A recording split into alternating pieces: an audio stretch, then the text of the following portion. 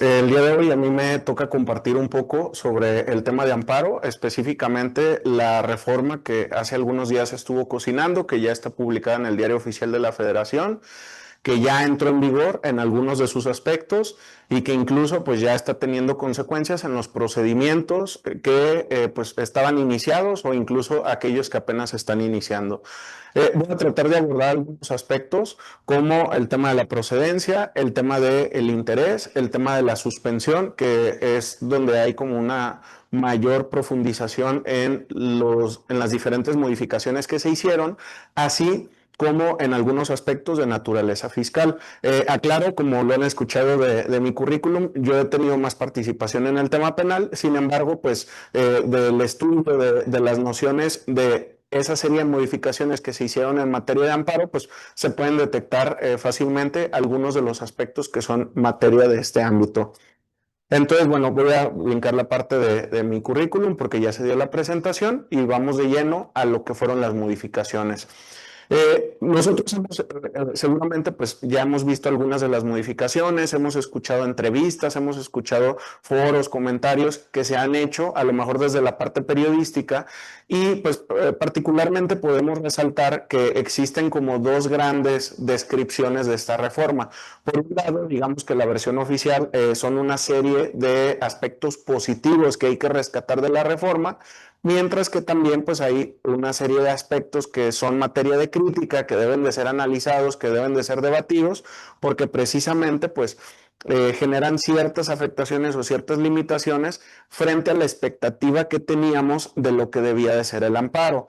Entonces, bueno, voy a tratar de pues destacar algunos aspectos que yo considero particularmente de lo que me ha tocado como litigante que considero positivos, pero también aquellos que creo que sí pueden generar ciertas afectaciones y pues bueno, vamos a ir viéndolos de forma temática. Lo primero que yo rescaté, porque al final de cuentas dentro de la estructura de la ley de amparo, pues es donde se van dando las primeras modificaciones, sería el tópico que se refiere al expediente electrónico. Sabemos nosotros que desde hace algunos años el Poder Judicial de la Federación frente al resto de poderes judiciales pues tiene un mayor avance en la implementación de lo que podemos entender como la justicia electrónica. Tenemos un portal de servicios en línea del Poder Judicial de la Federación que cada cierto tiempo ha venido teniendo ciertas modificaciones, se ha venido incrementando el espectro de áreas que tiene ese portal, de aquello que se puede hacer, aquellas herramientas de visualización de los expedientes y pues se han venido dando muchas modificaciones en este ámbito. Pero lo cierto es que hasta antes de esta reforma a la ley de amparo, nosotros podíamos verificar que pues la regulación del juicio electrónico, la regulación del expediente electrónico era muy tenue. Era muy tenue porque en la ley de amparo teníamos escasas disposiciones sobre este tópico y por el contrario, nos teníamos que estar remitiendo a diversos acuerdos generales e incluso a la práctica que de pronto se hacía en cada órgano jurisdiccional. Uno de los acuerdos que más se conoce por parte de los litigantes, por parte de las autoridades, es el Acuerdo General 12 del 2020, que precisamente pues emite en su momento el Consejo de la Judicatura Federal.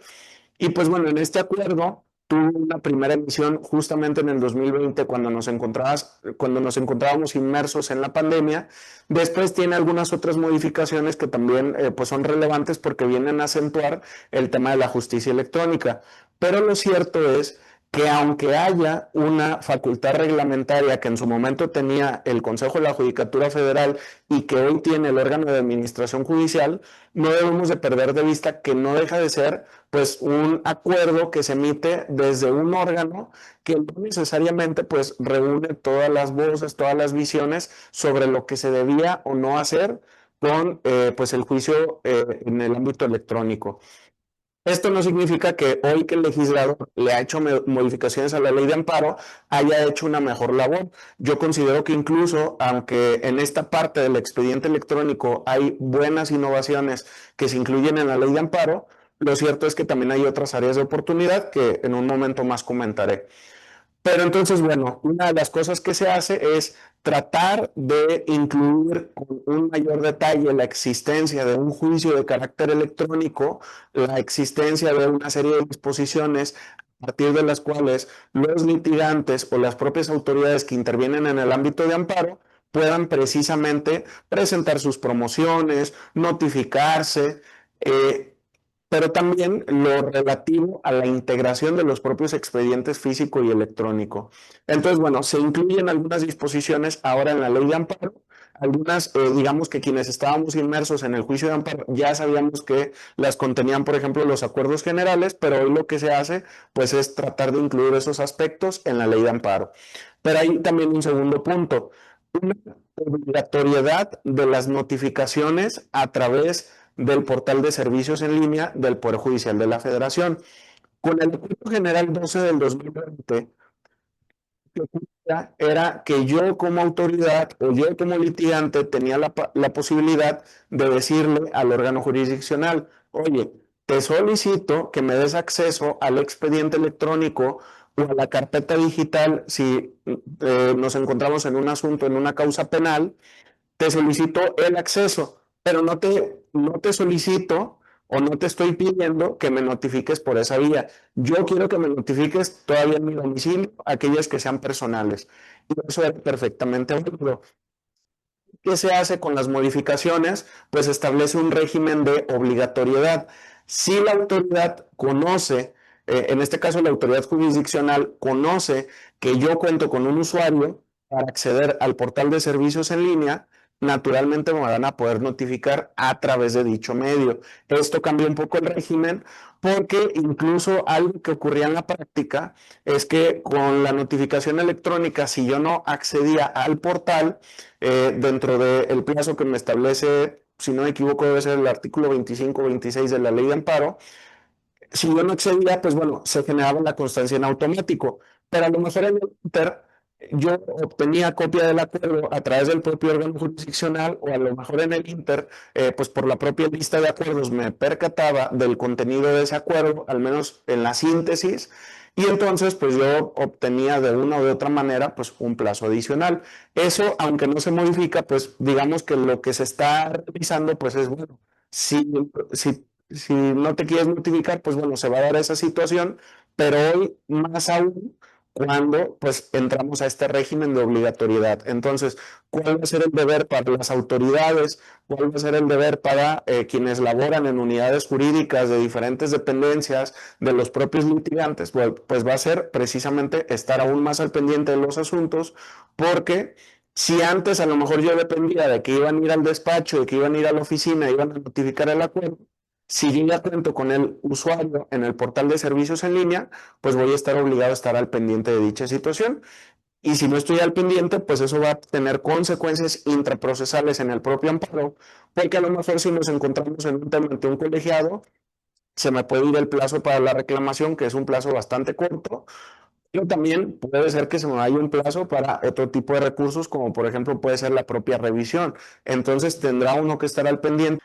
Por otro lado, además de este régimen de obligatoriedad para quien ya cuenta con usuario, viene otro régimen que se adiciona a esto, que es la obligatoriedad del usuario electrónico para las autoridades. Yo litigante estoy en posibilidad, aún con esta reforma, de decidir contar con un usuario en el portal de servicios en línea y que las notificaciones se realicen en la forma en la que tradicionalmente se han venido haciendo y no tendrían ninguna consecuencia.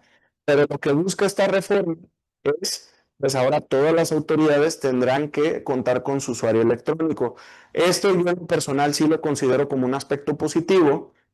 Si hablamos, por ejemplo, desde el ámbito penal, nosotros sabemos que hay una práctica muy internalizada en el ámbito penal, específicamente del amparo penal, que se le conoce como el famoso amparo buscapiés, un amparo que yo pongo para saber si una persona cuenta con una orden de aprehensión. Entonces, de pronto llega un litigante y dice, bueno, yo voy a señalar los jueces penales en el estado de Jalisco, que el número debe de andar alrededor como de 100, 90 y algo, 90 y algo de jueces en materia penal. Entonces, si yo con esas características, pues lo que se generaba era que iban a estar notificando a todas las autoridades. Pero el problema, por ejemplo, de Jalisco, pues es tenemos 21 jueces de control en Puente Grande, pero luego tenemos jueces de control en otros 11 distritos. Y luego tan solo en el área metropolitana, pues hay también jueces en Tlajomulco, hay otros jueces en el Centro de Justicia para la Mujer de Tlaquepaque. Y entonces, pues eso que genera que tenían que estarse trasladando para notificar a todas las autoridades y pues eso era naturalmente un desgaste institucional. Hoy se va a obligar a las autoridades para que cuenten con su usuario electrónico.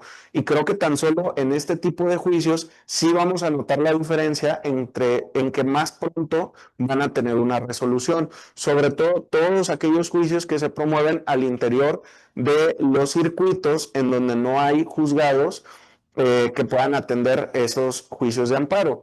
Lo reitero, en el caso de Jalisco, por ejemplo, no tenemos juzgados de distrito en Puerto Vallarta. En el caso, por ejemplo, de Nayarit, si alguien está en Bahía de Banderas, pues probablemente el asunto se va a ver en Tepic. Entonces, bajo todas estas situaciones, creo que sí se van a notar algunos beneficios, por lo menos en este ámbito. Cabe aclarar que esta es una de las disposiciones que no entró en vigor a partir de la publicación del Diario Oficial de la Federación, sino que se estableció un periodo un poco más prolongado, porque primero se tienen que emitir un acuerdo general del órgano de administración judicial justamente para regular todos estos aspectos. Entonces, digamos que desde el día 1 no hemos visto ese beneficio, sino que se verá una vez que transcurran todas esas disposiciones transitorias que se establecieron en la reforma. Sin embargo, pues yo considero que sí es un aspecto que hay que resaltar. Ahora bien, viene otro aspecto, integración de los expedientes físico y electrónico, la vigilancia de la debida integración del expediente físico y electrónico y también la verificación previa de la debida integración a efectos de la audiencia constitucional. Estos tres aspectos vienen en diversas disposiciones, por ejemplo, la de la verificación previa a la audiencia constitucional, si no me equivoco, esa se contiene en el artículo 115, pero van interrelacionados. ¿Qué ocurría antes de la reforma? Pues bueno, antes de la reforma, bajo la vigencia del Acuerdo General 12 del 2020, la regla general era, oye, pues debemos de contar también con un expediente electrónico, pero estos debían de coincidir íntegramente y entonces pues había diferentes prácticas en los órganos jurisdiccionales, pero digamos que algunos pues lo que tenían que hacer era que coincidieran perfectamente. Después se hace una reforma al propio Acuerdo General 12 del 2020 y lo que se modifica es que ya el expediente físico lo vamos a dejar un poco de lado, únicamente como pues justamente como un expediente de constancias y lo que tenemos que privilegiar es que la integración del expediente electrónico sea la correcta. Entonces, lo que pasaba era que, por ejemplo, ya con la vigencia de esa reforma, el Acuerdo 12 del 2020, lo que tenía que ocurrir era, yo presentaba, por ejemplo, una promoción de forma electrónica y esa promoción pues ya no se tenía que integrar de manera física. Quedaba en el expediente electrónico, pero de forma física no se tenía que integrar. Pero si por el contrario se me venció la firma electrónica, ya no pude presentar promociones durante algunos días de manera electrónica y tuve que estar promoviendo de forma física, pues eso sí se integraría en el expediente físico, pero también existía la obligación del órgano jurisdiccional realizar la digitalización de las promociones y que constaran en el expediente electrónico. Entonces, digamos que se relegó el físico para privilegiar el electrónico. Con la reforma, esto no se modifica, pero lo que ocurre es que se establece una disposición en la ley de amparo que se regule por el órgano de administración judicial esa integración. Digamos que mientras tanto, como no se han realizado las modificaciones, nosotros nos encontraríamos sujetos a ese régimen en el cual el físico está relegado y tenemos que privilegiar el electrónico. Pero puede llegar a acontecer que el día de mañana que el órgano de administración judicial emita un nuevo acuerdo general, establezca otras disposiciones y a lo mejor dice, bueno, vamos a volver a establecer que coincidan perfectamente. Eso puede llegar a ocurrir. Como también puede llegar a ocurrir que refuercen el carácter meramente electrónico y que lo físico sea meramente evidencia documental. Sin embargo, en esta parte hay precisamente un área de oportunidad que creo que queda de ver ahí la reforma de amparo porque pierde de vista un aspecto que todos conocemos. Durante los últimos años, justamente a raíz de las diferentes reformas que se han hecho en materia mercantil, en materia penal, en materia laboral, así como en materia civil y familiar con el Código Nacional de Procedimientos Civiles y Familiares, sabemos que naturalmente hemos transitado un régimen de audiencias de carácter oral. Por ejemplo, en materia penal, pues es predominante el sistema, en materia laboral es predominante, aunque en la fase escrita pues es también muy importante, y como esos ejemplos en donde la justicia oral se va, pues nuevamente realzando y va a ser la que nos va a regir durante los próximos años. ¿A dónde voy con esto? En estas materias hay una obligación para registrar lo que acontece en las audiencias. No transcribimos, sino que lo registramos a través precisamente, por ejemplo, de una videograbación, como la que se está generando en este momento. Entonces, bajo esa lógica, algo que pierde de vista la reforma es esta realidad. Muchos juicios de amparo se promueven en contra de actos intraprocesales ocurridos en procedimientos que tienen esta naturaleza y no nos está resolviendo la reforma qué debe de pasar con eso. Lo que en teoría ocurriría ante la falta de modificación es que las audiencias que hayan sido videograbadas pues tendrán que remitirse al órgano jurisdiccional de la forma tradicional a través de una USB, a través de un disco compacto, y entonces esto va a quedar de cierta manera en el expediente físico porque no se está generando la obligación de que el expediente electrónico integre otros componentes distintos al de los documentos, que integre también las videograbaciones. ¿Por qué no? Que el propio Poder Judicial de la Federación pues cuente con su propia nube para el tema de las audiencias. Pues bueno, eso no se resuelve con esta reforma. Creo que ahí queda de ver y pues eso va a generar muchas situaciones aún durante los últimos años en tanto no se corrija. Entonces, bueno, ese era el punto respecto a la integración de los expedientes físico y electrónico. Señala vigilancia en la debida integración. Si yo voy a privilegiar el uso del expediente electrónico a través de lo que en su momento decía el acuerdo general, hoy a través de lo que dirá la ley de amparo, pues entonces también nosotros tenemos que verificar que esté debidamente integrado. Así como naturalmente yo podría pues tratar de procurar que un expediente físico justamente esté debidamente integrado. Sabemos, por ejemplo, que tradicionalmente en los procedimientos veíamos toda esta dinámica del foliado y entresellado, y de repente pues yo estaba revisando el expediente y me daba cuenta que se brincaban las fojas. Oye, ¿qué ocurrió aquí? Pues bueno, eso mismo tendremos que verificarlo en el ámbito electrónico. En lo personal, a mí me ha tocado ver muchísimas malas prácticas, muchísimas omisiones en infinidad de juicios de amparo. Algunas se corrigen presentando simplemente un escrito, algunas otras tendrán que corregirse a través de recursos, por ejemplo, el recurso de queja, hablando precisamente del amparo, pero entonces, pues por lo pronto la ley establece el deber de vigilancia en la debida integración. ¿Y en qué consistirá ese deber de vigilancia? Pues que precisamente el órgano jurisdiccional y el demás personal que labora en el juzgado, en el tribunal, pues estén al tanto de esa situación conforme a la distribución de funciones que se han establecido en la Ley Orgánica del Poder Judicial de la Federación o en los propios acuerdos generales.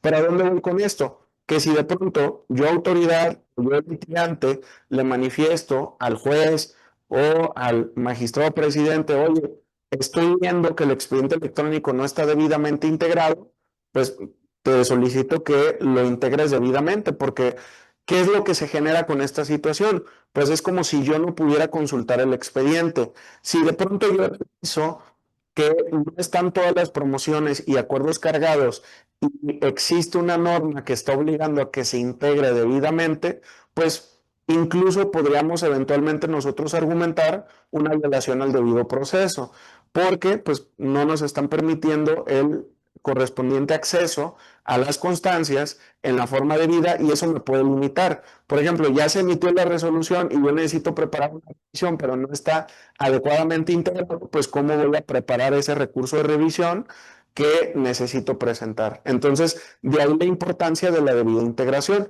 Incluso hay criterios que se han emitido No recuerdo que en particular haya alguno de la Corte, pero sí recuerdo varios criterios, sobre todo de tribunales colegiados, en donde hablan de este tipo de casos, en donde dicen el recurso de queja es procedente contra la indebida integración del expediente. Y bueno, esto va relacionado con la disposición de la verificación previa en aras de que se pueda celebrar la audiencia constitucional. Si de pronto no tenemos debidamente integrado el expediente, pues ¿qué es lo que va a ocurrir? Que a lo mejor no se van a dar las condiciones para que se celebre la audiencia constitucional, porque si se celebra, se podría generar una causa de reposición precisamente por lo que señalaba hace algún momento. Oye, pues es que llegaron los informes justificados, aplicaste la regla de que tiene que ser con 8 días de anticipación, entre otros aspectos, pero resulta que el informe justificado no se cargó y no estaba en el expediente electrónico. Cargaste el informe como tal, pero los anexos que remitió la autoridad responsable no están debidamente integrados. Entonces, sobre esto, pues creo que estas nuevas disposiciones nos permiten entender aún más la importancia de que esté debidamente integrado el expediente electrónico. Ya en su momento habrá que analizar qué va a pasar con aquellos casos en donde, pues de plano, las condiciones en las cuales se encuentran los juzgados o los tribunales no permitan una adecuada digitalización. Si el día de mañana, no sé, por ejemplo, en un asunto de naturaleza administrativo ambiental, llega un informe justificado que trae una serie de anexos que corresponden a estudios, a manifestaciones de impacto ambiental, que pues exceden muchísimo el número de tomos, el número de fojas de cada uno de esos tomos, pues habrá que ver qué es lo que se tiene que hacer. Hoy el acuerdo general lo que nos dice es que la autoridad puede prescindir en esos casos que se vuelve imposible, puede prescindir de la digitalización. Pero, ¿y qué pasará con esta nueva noción? Porque al final de cuentas, si nosotros interpretamos todas las modificaciones, lo que tendríamos que entender es, pues entonces va a ser un poco más complicado que en cualquier caso no se digitalice. Tendríamos que, por el contrario, privilegiar la digitalización. Pero ¿qué va a pasar si los órganos no cuentan con la infraestructura necesaria para tal efecto? Entonces, pues bueno, serán debates que se irán generando, pero por lo pronto, pues esto es lo que dice esta disposición.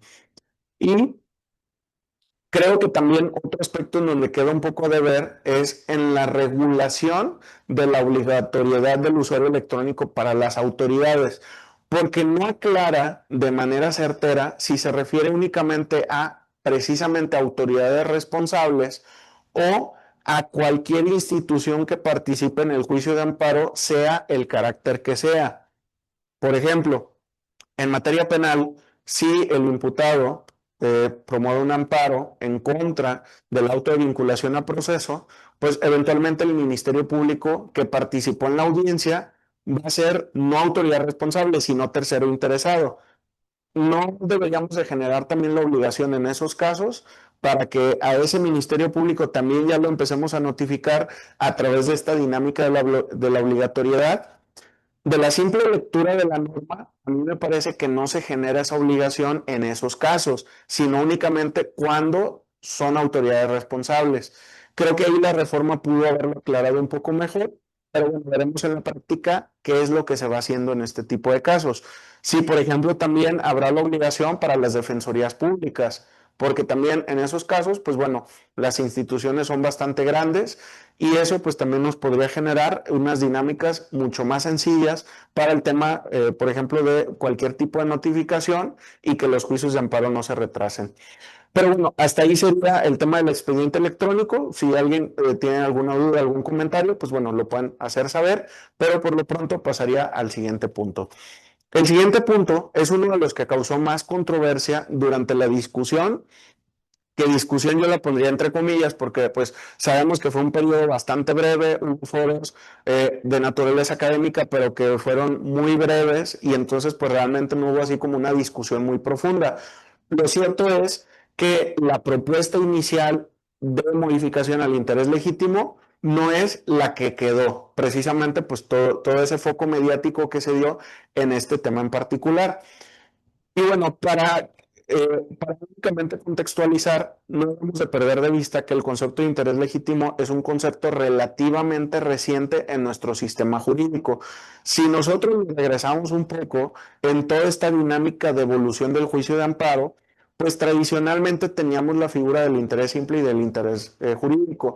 Con la reforma, bueno, más bien con la ley de amparo del 2013, antes con la reforma constitucional del 2011, pues bueno, se dan estas innovaciones y se incluye esta figura del interés legítimo. Una evolución jurisprudencial previa, que creo que no es necesario que profundicemos en eso, pero donde fue haciéndose un poco más flexible esta parte. Pero bueno, dicho eso, nosotros tenemos en la ley de amparo, antes de la reforma, una definición original que de cierta manera comprende ambos aspectos, que nos decía, el quejoso, ¿quién es el quejoso? El que tiene tal carácter, precisamente quien aduce ser titular de un derecho subjetivo o, aquí viene el concepto, de un interés legítimo, individual o colectivo, siempre que alegue que la norma, acto u omisión, conforme al artículo primero de la ley de amparo, que el artículo primero, recordaremos que pues prácticamente es como una reproducción de lo que nos establece el artículo 103 de la Constitución, y entonces nos dice, y con ello se produzca una afectación real y actual a su esfera jurídica, ya sea de manera directa o en virtud de una especial situación frente al orden jurídico. Esa era la definición original. Ahora bien, ¿qué es lo que ocurre entre la emisión de la ley de amparo del 2013 y, digamos, 2025, antes de la reforma a la ley de amparo? Lo que ocurre, pues, es que se van emitiendo diferentes criterios sobre diferentes ámbitos. Necesitaríamos casi un diplomado entero para revisar todo tipo de resoluciones que se emitieron en materia de derechos económicos, sociales, culturales y ambientales, en materia penal, en materia de organizaciones de la sociedad civil, entre otros ámbitos. Entonces, ha sido un concepto que se ha venido moldeando a través de resoluciones. Naturalmente, las más importantes han sido precisamente las de la Corte. En su momento, que escribió un magistrado que se llama Jean-Claude Trompetit, que precisamente habla del interés legítimo. Me parece que ese libro describe muy bien cómo es que se va dando la evolución jurisprudencial en el ámbito del interés legítimo.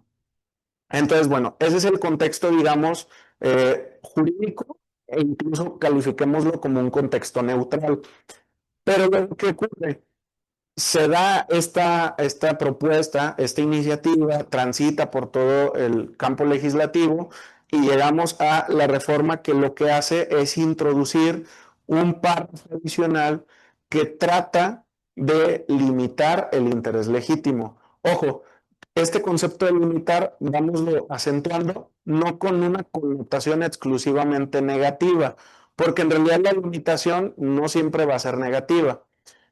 Pero entonces, tenemos esta propuesta, ¿qué es lo que se dice del lado de quien la propone, que en este caso pues es el gobierno federal?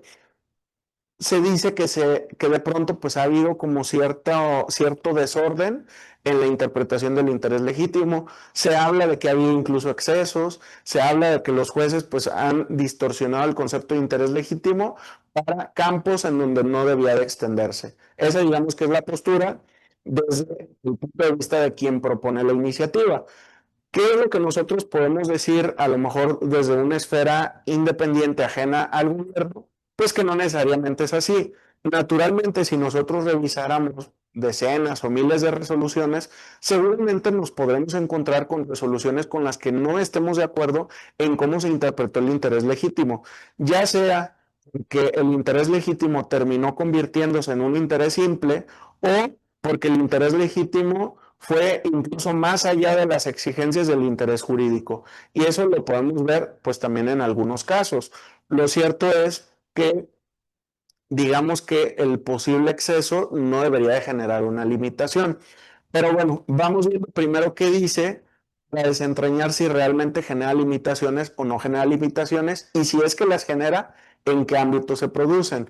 Ya con esta redacción, tal y como quedó la ley de amparo, nos dice, tratándose del interés legítimo, es decir, tendremos que leer el primer párrafo con el segundo, tratándose del interés legítimo, la norma, acto u omisión que se reclama debe ocasionar en la persona quejosa una lesión jurídica.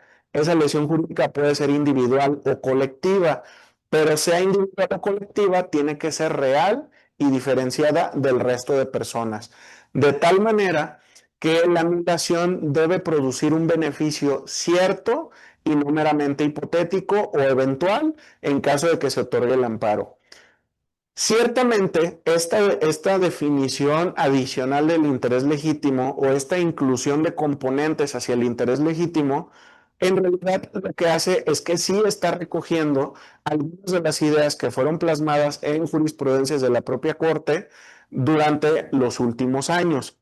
Pero, ¿cuál es el problema que se puede generar?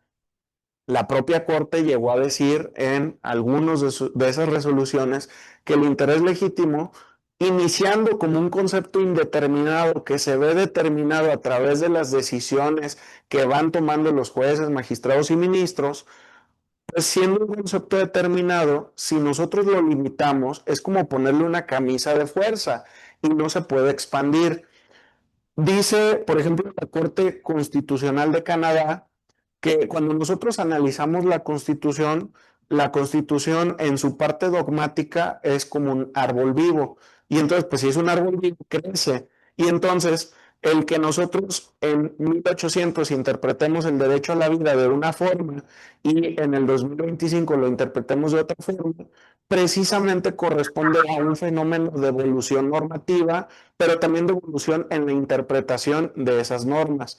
Y esto es algo que también ocurre con el interés legítimo. El interés legítimo, naturalmente, mientras tenga una camisa de fuerza, lo que nos hace es impedir que los jueces tengan interpretaciones realistas frente a los fenómenos sociales, frente a los fenómenos culturales, frente a los fenómenos jurídicos que se van desarrollando. En mi opinión, ese es el problema de definir el interés legítimo ya en este momento. Ahora bien, les decía que la propuesta inicial frente a cómo queda al final en la norma, pues creo que sí se tomaron en consideración algunas de las críticas que se le hicieron a este concepto, porque por ejemplo en la propuesta inicial ni siquiera se hablaba de lo colectivo. Sí, bueno, pues, sí da interés legítimo individual o colectivo, pero el segundo quita el componente colectivo. Entonces, ¿qué hacemos? Pues ese que hacemos es lo que nos iba a generar problemas en la práctica. Afortunadamente fue un elemento que sí se terminó incluyendo. Por ahí recuerdo que habría otra palabra que se había incluido entre real y diferenciado, creo que era real, actual y diferenciado, algo así, y también terminan eliminando esa otra palabra. Entonces, digamos que al menos en esa parte no se generó una propuesta muy regresiva, pero sí va a generar problemas en el ámbito de la interpretación. Y voy a poner un caso muy particular. Podríamos nosotros debatir sobre la conveniencia o no conveniencia, sobre si nuestro sistema jurídico está apto en este momento para eso o no, pero bueno, vamos poniendo el ejemplo. Durante los últimos meses llegamos a escuchar específicamente de dos seres sintientes que habían sido protegidos a través del juicio de amparo, específicamente a través de una suspensión. El caso de una jirafa y el caso de una elefanta.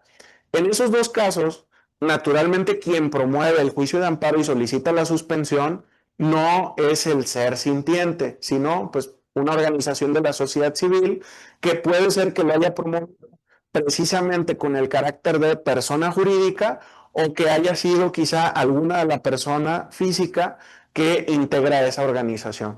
Y entonces promueven un amparo y solicitan la suspensión para proteger a un ser sintiente que está en una situación de riesgo derivado de omisiones de carácter administrativo que han tenido las autoridades en ese ámbito. Llegamos a escuchar, por ejemplo, incluso suspensiones en el ámbito de los toros, de la tauromaquia, tanto en Ciudad de México como en Jalisco, que impedían que se desarrollaran las corridas de toros. No recuerdo si en este momento sigue vigente alguna de ellas, probablemente sí, pero bueno, ese no es el punto de discusión. El caso es que si nosotros analizamos estos casos a la luz de la nueva noción del interés legítimo, genuinamente yo no puedo hacer la ruta para que las organizaciones de la sociedad civil puedan hacer valer este tipo de casos. Y entonces, pues sí vemos que hay áreas en donde se puede generar esa regresión en el ámbito de la suspensión, pero también en el ámbito del amparo como tal. específicamente a través del interés legítimo. Entonces, creo que ese es uno de los casos que precisamente revela cómo se van generando limitaciones.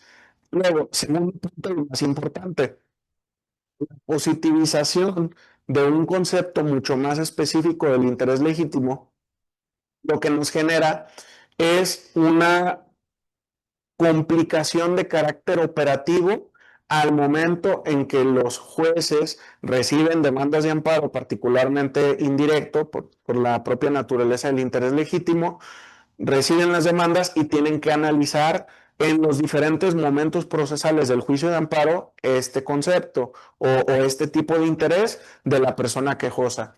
Entonces, lo que se genera, pues, es, digamos, una mayor exigencia en el análisis, en el estudio, pero también en la argumentación. Eso puede tener un efecto positivo, pero también un efecto negativo. El positivo será que si, por ejemplo, la persona juzgadora desecha mi amparo y me dice es que no se acredita el interés legítimo, pues probablemente yo desde la propia demanda generé algún capítulo, perdón, o alguna argumentación específica para tratar de explicar este punto. Y si no se pronuncia, pues a lo mejor es una afectación a un tema de exhaustividad y congruencia y probablemente mi recurso de queja va a ser fundado en contra de ese desechamiento.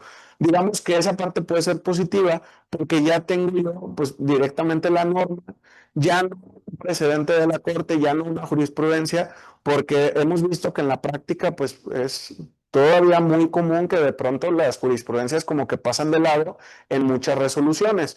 Pero ya que lo está la norma, creo que pues eso nos genera un aspecto positivo que eso no se compara con lo negativo que voy a comentar. Se genera a su vez el efecto diverso. De la parte negativa, como el órgano jurisdiccional tendría que analizar este concepto ya con todas esas implicaciones, pues va a ser más probable que al analizar la demanda de amparo diga, oye, pues es que para mí, pues no hay interés legítimo. Es que, a ver, no me estás explicando a través de tu demanda que la afectación sea real y diferenciada respecto del resto de personas. Era algo que ya decía el concepto tradicional de la Corte a través de la jurisprudencia, pero que de pronto, pues algunos juzgadores lo flexibilizaban al momento del análisis. Pero hoy lo que se va a generar es que a lo mejor, pues también ese tipo de conceptos, ese tipo de exigencias que están en este nuevo párrafo, pues van a jugarnos en contra precisamente para generarnos una mayor carga. Y entonces lo que termina ocurriendo es que el juicio de amparo se va a volver mucho más técnico, sobre todo en los ámbitos de derechos económicos, sociales, culturales y ambientales. Hoy en día yo podría formular una demanda de amparo muy sencilla, por ejemplo, por un tema de vacunación, pero a lo mejor con toda esta serie de modificaciones va a haber una mayor exigencia para que yo justifique la suspensión, para que yo justifique el interés legítimo. Entonces, bueno, esos son algunos de los aspectos. Y bueno, dice en un aspecto que dice reflexión, inclusión de elementos jurisprudenciales, como lo señalaba, pues bueno, es lo que ha venido haciendo la Corte. Pero, por ejemplo, si la Corte, perdón, si el Congreso, si el legislador ya quería hacer esta modificación, ¿por qué no incluyó todos los componentes del interés legítimo que se han venido desarrollando por la Corte? Por ejemplo, en el ámbito ambiental hay un concepto muy interesante que es el del entorno adyacente. ¿Por qué no lo desarrollaron de una vez en la ley de amparo? Esa, pues, es una duda, digamos, más de carácter político que jurídico, pero bueno, es un aspecto para la reflexión. No nos quedemos nada más con este concepto. Para mí, a pesar de la modificación, a pesar de los transitorios, creo que todavía hay un campo muy importante para que abogadas y abogados podamos, pues, justamente analizar esos precedentes de la Corte que en su momento se emitieron y tratar de decir, bueno, la ley de amparo dice esto, pero no debemos de perder de vista que en su momento la Corte dijo esto otro, y para mí la modificación legislativa no genera, pues digamos, una superación frente a aquello que llegó a decir la Corte, como este tipo de conceptos del entorno adyacente. Entonces, digamos que esa serie de métricas que se emitieron, pues nos van a venir a complementar para que no sea tan regresiva la reforma, porque al final de cuentas, la regresividad o progresividad de una reforma depende de los operadores. Recordemos que hay un constitucionalista que es Gargarella, que en su reflexión del cuarto de máquinas lo que nos dice es, bueno, pues puede haber reformas muy buenas, pero si no cambian los operadores, pues el tema va a seguir siendo el mismo. Y eso pasa también con las reformas regresivas. Si una reforma regresiva se implementa y los operadores siguen trabajando con un enfoque garantista, pues entonces no hay ninguna complicación o las complicaciones son mínimas. Pero, pues aquí el caso va a depender justamente de los operadores, órganos jurisdiccionales, pero también quienes estamos fuera de la función judicial. Y bueno, también incluye un aspecto que existe una limitación de facto del litigio estratégico en el ámbito de derechos económicos, sociales, culturales y ambientales. Sabemos que no podemos, digamos, desprender totalmente que la reforma puede tener una motivación de carácter político o ideológico. Y precisamente, pues, si revisamos en todo este antecedente, todo este bagaje de suspensiones, de amparos concedidos, etcétera, pues nos encontraremos con temas muy interesantes que en su momento resolvieron los tribunales. Suspensión, por ejemplo, de la redefinición del espacio aéreo en la zona del Valle de México, suspensiones en contra de proyectos estratégicos, suspensiones en contra de normas, suspensiones en diferentes ámbitos, en las cuales, pues en la mayoría de estos casos, quien acudía era alguien que aducía contar con un interés legítimo. Hoy veremos qué va a ocurrir con todo este tipo de litigios, si llegan a limitarse o si en realidad pues la reforma no les perjudica, pero habría que analizarlo. Por ejemplo, hoy en día, recuerdo un caso de aquí de Jalisco, de litigio estratégico, en donde no recuerdo si fue una organización de la sociedad civil o un grupo de mujeres que promueven pues un amparo por el tema de que el Código Penal incluya el delito de aborto. Si nosotros analizamos eso con el concepto de interés legítimo, pues habría que ver si el concepto nos da para que hoy en día se pueda intentar un litigio estratégico con esas características. Y bueno, si no nos da, pues bueno, la ley de amparo afortunadamente no es la única que debemos de analizar y habrá que analizar tratados, jurisprudencia, entre otros aspectos. Entonces, aunque de facto pudiera generarse esa limitación, como lo mencionaba, operadores, nos toca abordar ese punto. Entonces, bueno, hasta ahí dejaría esta parte del interés legítimo y me iría a otro gran tema que aborda esta reforma y que precisamente pues es un tema en donde pues, hubo un enfoque mucho más detallado de realizar diversas modificaciones en todo tipo de ámbitos. Modificaciones, digamos, de carácter general, modificaciones en el ámbito penal, modificaciones en el tema de competencia económica y modificaciones también en el tema de procedimientos ante la UIF y modificaciones en el ámbito fiscal. Hubo ahí una serie de modificaciones que, bueno, vamos a tratar de abordar, al menos de forma muy somera, pues cada uno de estos puntos. Entonces, primero, decidí partir precisamente de la modificación que se genera al artículo 128 de la Ley de Amparo. Entonces, aquí yo lo titulo Suspensión con mayor carga analítica para su concesión. Que haya un mayor análisis no siempre es malo. Es decir, si yo hoy modifico el artículo del Código Nacional de Procedimientos Penales que habla de la sentencia y le pongo un requisito adicional al juez en el análisis de la sentencia, digamos que por regla general no tendría por qué considerarlo como un aspecto regresivo. Pero tratándose de la suspensión, creo que justamente se puede generar ese doble enfoque.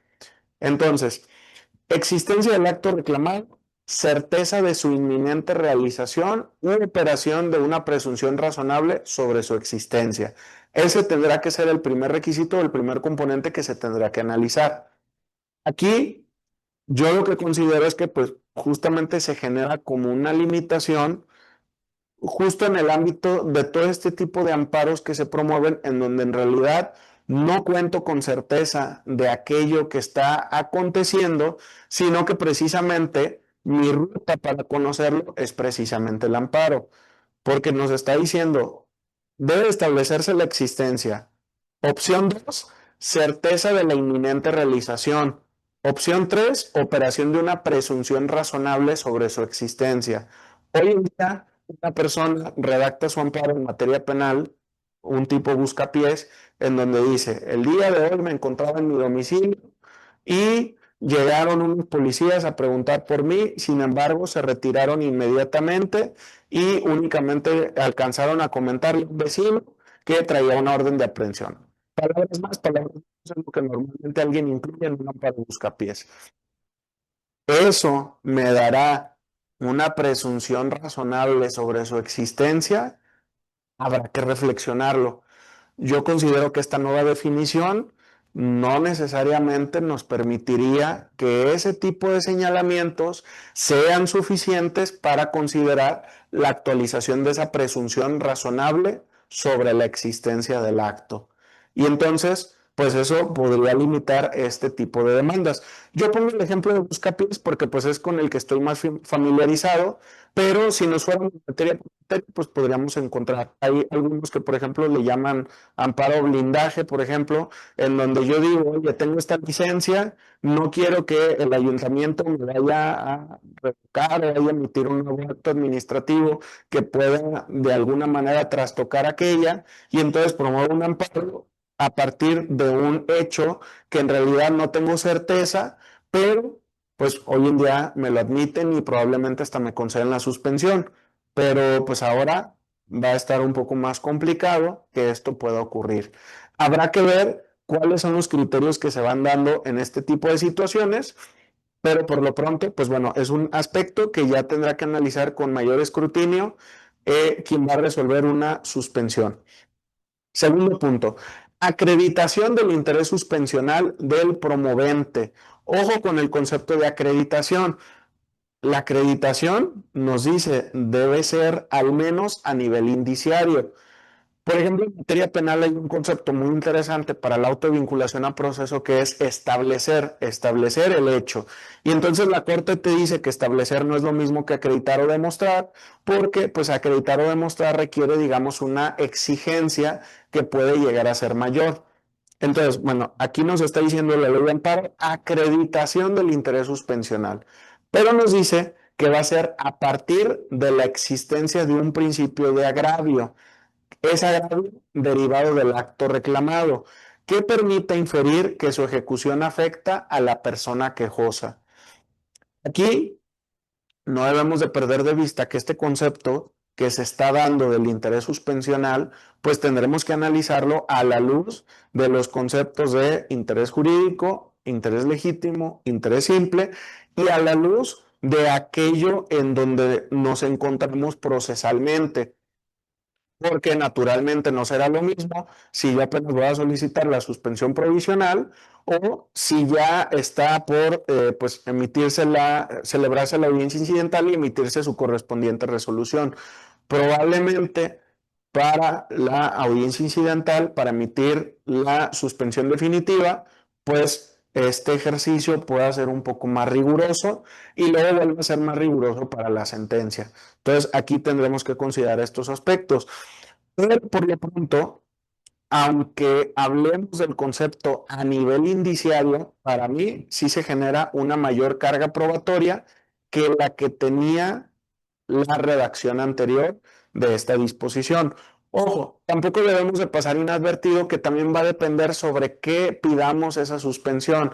Por ejemplo, mi suspensión es únicamente para el efecto de que en materia penal no se dicte auto de apertura a juicio oral y no se transite a la etapa de juicio para que no quede sin materia. Bueno, pues esa, hasta la propia ley de amparo dice que así se debe de conceder.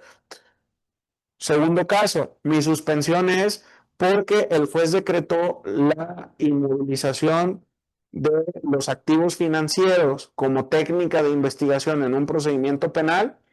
Entonces, pues, ¿cómo voy a establecer un principio de agravio derivado del acto reclamado? Bueno, pues si el acto reclamado está generando una inmovilización de los activos financieros, pues a lo mejor tendría que acreditarle yo al órgano jurisdiccional que tengo activos financieros. ¿Y cómo lo voy a establecer? Pues a través de una serie de componentes, porque por ahí hay criterios que dicen que el mero estado de cuenta no va a ser suficiente. Entonces, todos estos aspectos los tendremos que analizar. A mí, por ejemplo, que soy penalista, en el tema me gusta mucho el concepto de teoría del caso y la teoría del caso no es algo exclusivo del ámbito penal. Lo que yo considero que tendremos que hacer a raíz de todos estos conceptos va a ser generar una teoría del caso. Y entonces, mi teoría jurídica va a ser cumplir con esos requisitos que nos establece el artículo 128, más los adicionales que se desprendan de otros artículos de todo el capítulo de suspensión. Mi teoría fáctica, pues a lo mejor la voy a rescatar a partir de lo que yo haya señalado en la propia demanda de amparo. Y mi teoría probatoria, pues cómo voy a establecer estas situaciones, cómo voy a acreditar mi interés suspensional a partir de esa existencia del principio de agravio, cómo voy a darle elementos al juez que le permitan inferir que la ejecución de ese acto que estoy reclamando precisamente afecta a la persona quejosa.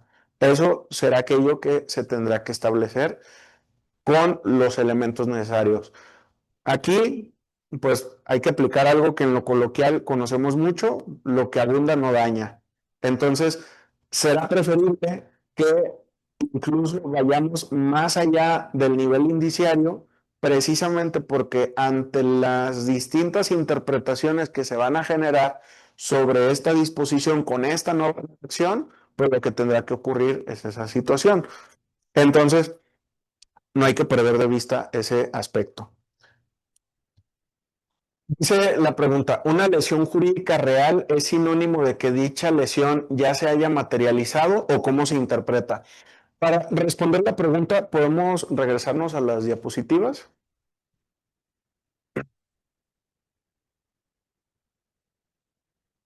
Bien.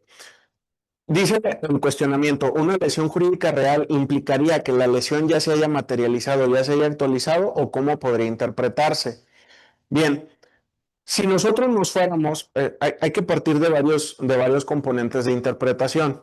Si nosotros nos fuéramos por la propia redacción, dice, norma, acto u omisión deberán ocasionar en la persona quejosa una lesión jurídica individual o colectiva.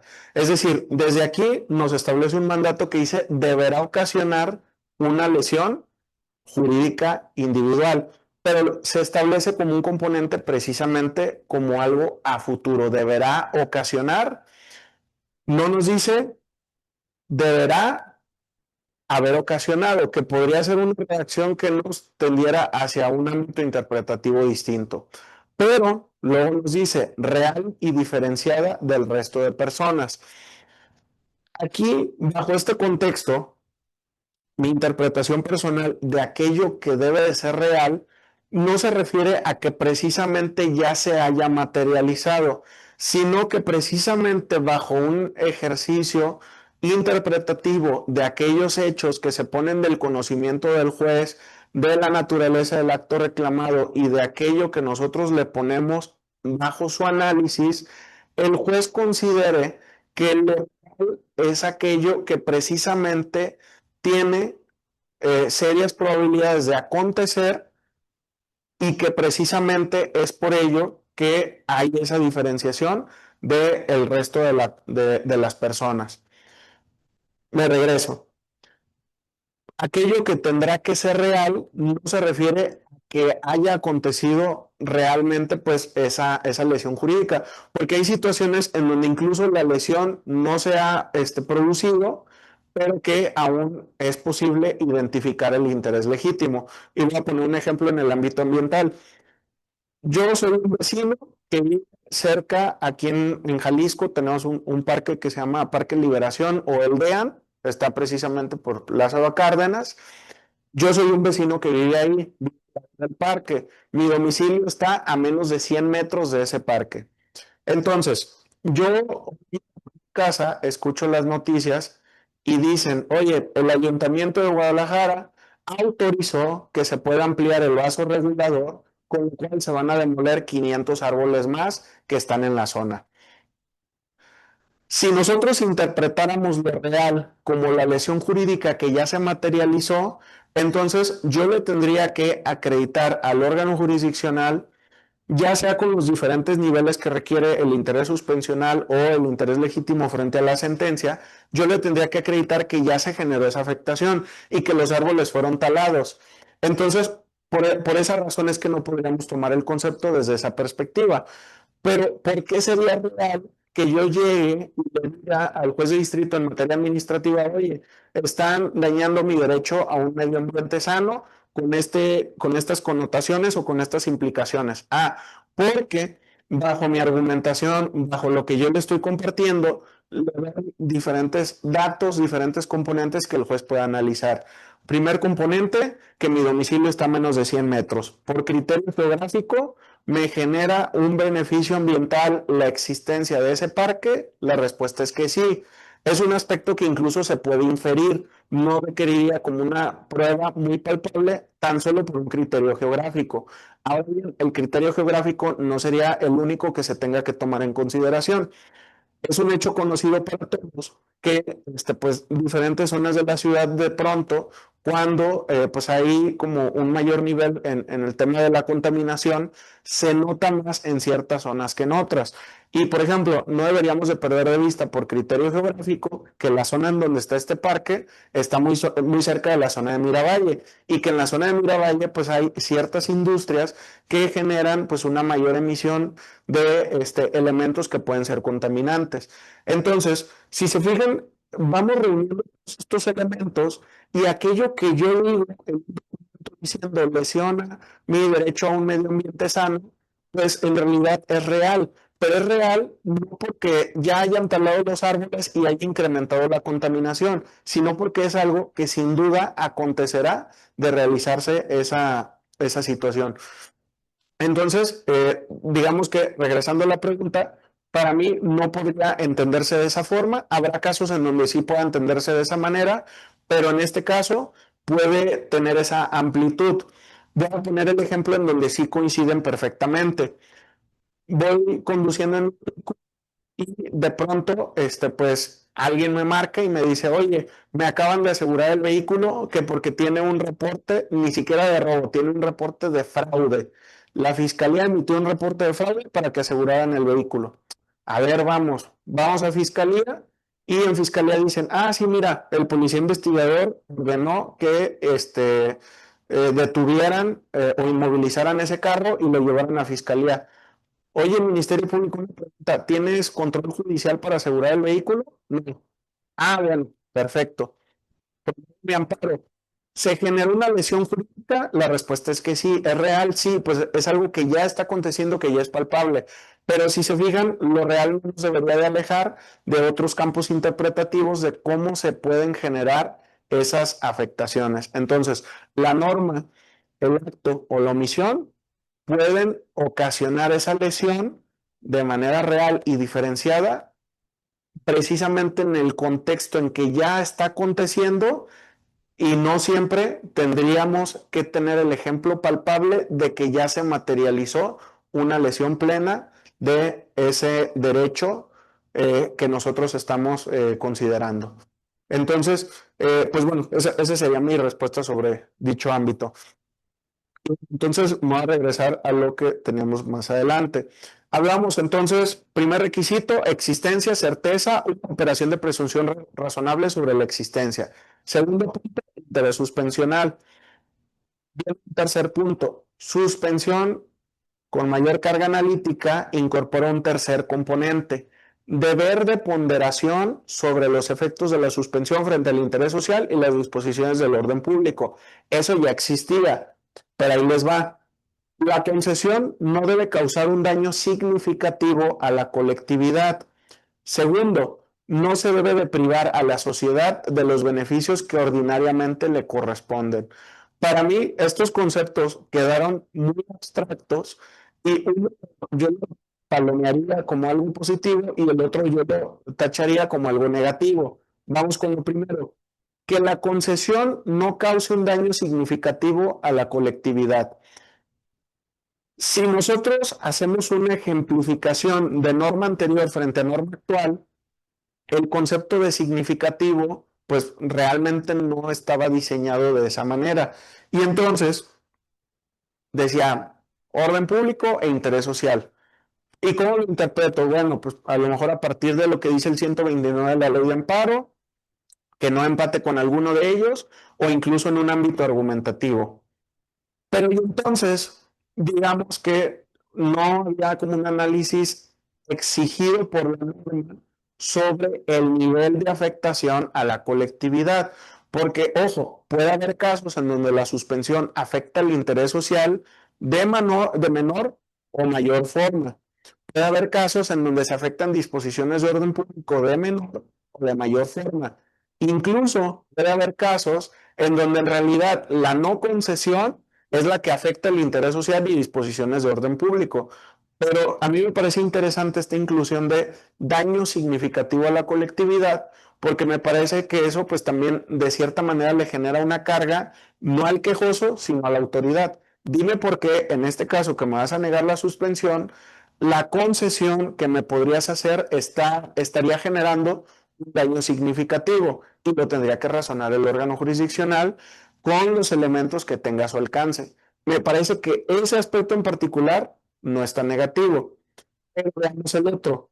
En esa ponderación debe de surgir un razonamiento, una determinación a través de la cual concluimos que no se está privando a la sociedad de los beneficios que ordinariamente le corresponden.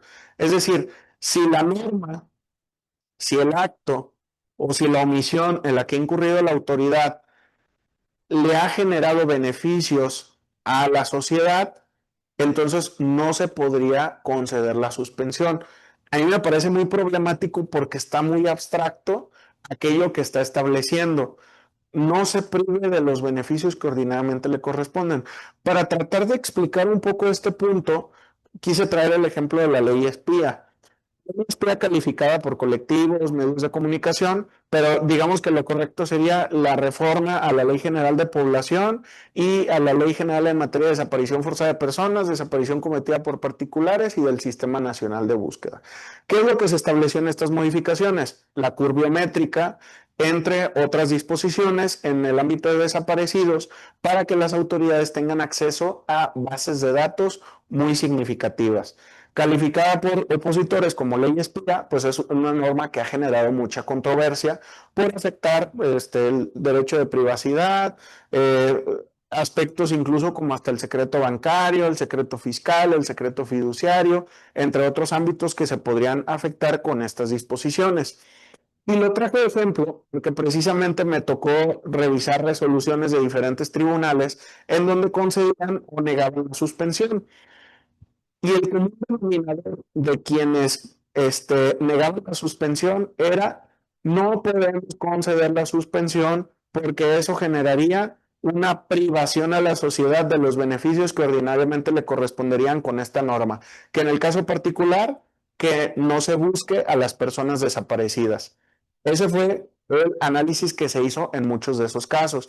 Entonces, para mí este segundo postulado sí es más problemático, porque digamos que por principio de cuentas, cualquier cosa que haga el legislativo como norma, pues siempre el legislativo probablemente va a poner en su exposición de motivos, ya sea de manera simple, de manera reforzada, utilizando inteligencia artificial o con un estudio bastante desarrollado, pero seguramente va a poner pues que esa norma va a generar un beneficio. Oye, es que vamos a generar un mayor control sobre la información privada de las personas. Ah, sí, pero es que es por un tema de seguridad. Es que vamos a establecer un impuesto a los videojuegos.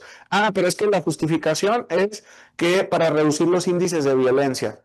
Y entonces, digamos que siempre puede haber una entre comillas que aparentemente nos diga que aquello que está haciendo materia de una reforma le va a generar un beneficio a la sociedad. Entonces, para mí es muy problemático este aspecto porque es tan abstracto que cualquiera podría decir que cualquier cosa sea un beneficio que ordinariamente le corresponde a la sociedad. También se podría decir lo contrario: oye, es que si no le ponemos impuesto a los videojuegos, no se priva a la sociedad, específicamente un sector específico de la población que consume videojuegos, de un beneficio que ordinariamente le correspondería, que sea, pues que pueda acceder a pues el consumo de este tipo de productos.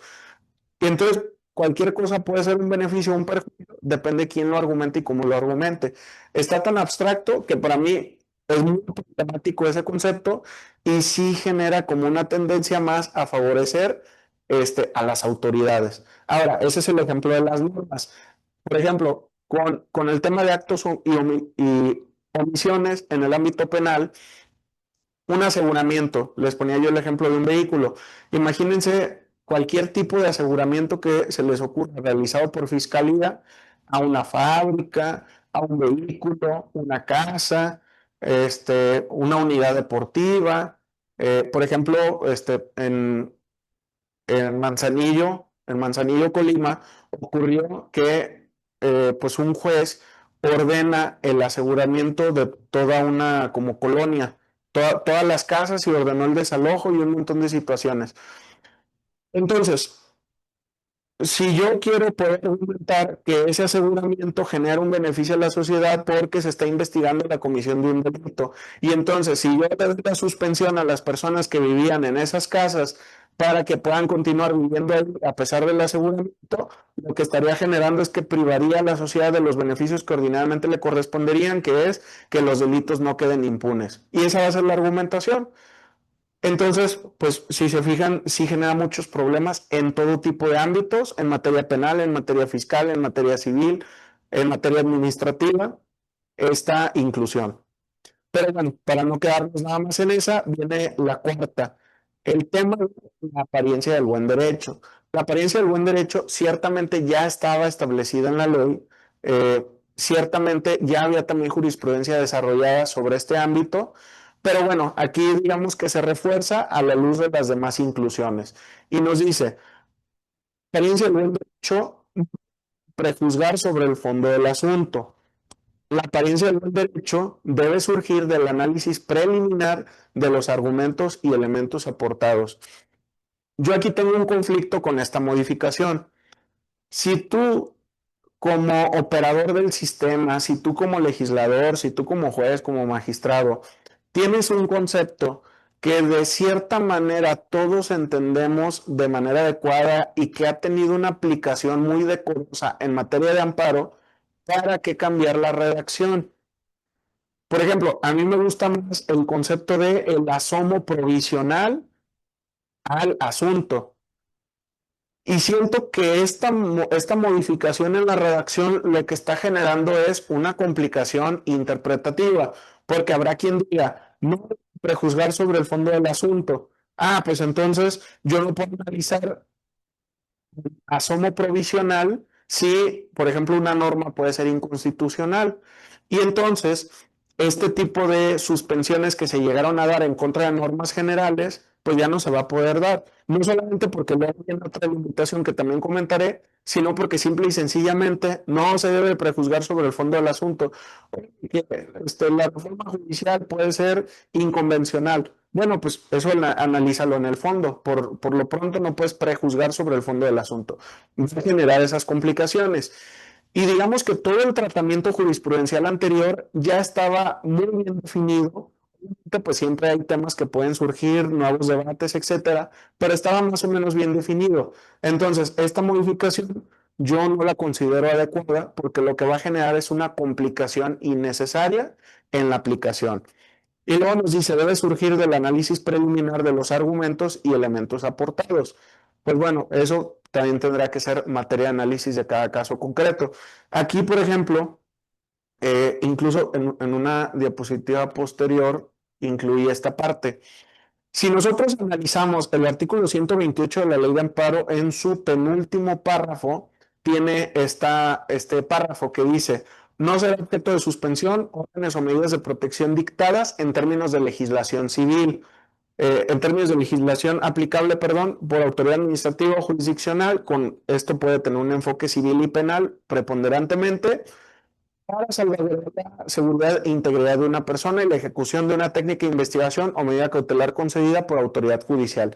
Este último es un enfoque estrictamente penal, es donde se generan técnicas de investigación y a pesar de que el concepto de medida cautelar está presente en todas las materias, si no me equivoco, debe de haber una jurisprudencia o alguna sentencia que no tuvo el carácter de precedente en donde la Corte habló que esta limitación únicamente se refería al enfoque penal. Ahí les va el problema. Me regreso acá. En apariencia del buen derecho, nosotros de pronto llegamos a tener criterios en los cuales los tribunales hacían un asomo provisional a la constitucionalidad del acto reclamado y en donde decía, oye, por ejemplo, ese acto y técnica de investigación, por regla general yo no te debería dar la suspensión, pero en el caso particular no tuvo control judicial y el control judicial es algo a lo que tú tienes derecho. Y entonces, como el acto se está ordenando, se está ejecutando sin contar con control judicial, para mí es ostensiblemente inconstitucional y te concedo la suspensión, incluso con efectos restitutorios. Y entonces eso ocurría. Pero con esta serie de modificaciones va a haber varias situaciones. La primera, hay un cambio de integración en la Corte. Eso naturalmente va a generar que en un futuro muy próximo se abandone el criterio de la acción de inconstitucionalidad 62 del 2016 para ser más deferentes con el legislativo. ¿Qué dice esa acción de inconstitucionalidad? Fue un poco controversial porque la Corte dice, ay, es que la limitación absoluta que establece ese artículo 128 pues sí puede ser inconstitucional, o sea, como que en ningún caso, pues en algunos casos puede ser que sí, ¿no? O sea, ¿qué tal que sea una persona de la tercera edad a quien se le aplica la prisión preventiva justificada y tiene una enfermedad muy complicada, esto y lo otro? ¿Por qué no en esos casos a lo mejor sí conceder la suspensión? Y entonces la Corte termina diciendo, bueno, la aplicación general no es inconstitucional, pero debe de haber excepciones. Y entonces fue lo que dijo la Corte en esta acción de inconstitucionalidad 62 del 16. Pero ¿qué va a pasar? Con este nuevo contexto normativo, lo que puede ocurrir es que se empieza a dejar de lado aquello que dijo la Corte en ese entonces, y entonces este párrafo, que no es materia de esta reforma, cobre como mayor cobre mayor relevancia, cobre mayor aplicación y sean más los casos en donde digan, por regla general, no te puedo conceder la suspensión. Eso yo creo que es algo que inminentemente va a ocurrir. Y adicionalmente, nuevos enfoques interpretativos que tiendan a una mayor rigidez normativa y menor interpretaciones, entre comillas, creativas de la norma. ¿Eso a qué me refiero? Cuando nosotros generamos una modificación en la ley de amparo, pareciera que nosotros nada más modificamos ciertos artículos, pero todo el capítulo de suspensión, pues es una máquina que si yo le cambio uno de los engranes, uno de los tornillos, uno de sus componentes, probablemente funcione mejor o peor. Y entonces, aunque yo estoy modificando un engranaje, si ese engranaje va a tener contacto con otro componente, invariablemente lo va a tocar y va a generar modificaciones en la práctica, en la interpretación de aquello que se genera. Entonces, lo que va a ocurrir es que con todo este enfoque de modificaciones a la suspensión, va a haber más rigidez. Oye, no, es que el 128 dice que no te puedo dar la suspensión si es técnica de investigación o medida cautelar. Oye, pero que es un supuesto muy excepcional. No, lo del 128 es muy claro. Oye, pero que la Corte dijo eso en la acción de inconstitucionalidad. Bueno, pero hubo una reforma posterior, que aunque la reforma posterior no modificó ese párrafo, sí modificó estos otros, y para mí ahora se tiene que generar esta interpretación. Y va a ser una interpretación relativamente válida. Entonces, ese es un aspecto que aunque no se modificó, creo que sí lo debemos de acentuar cuando analizamos toda esta serie de modificaciones.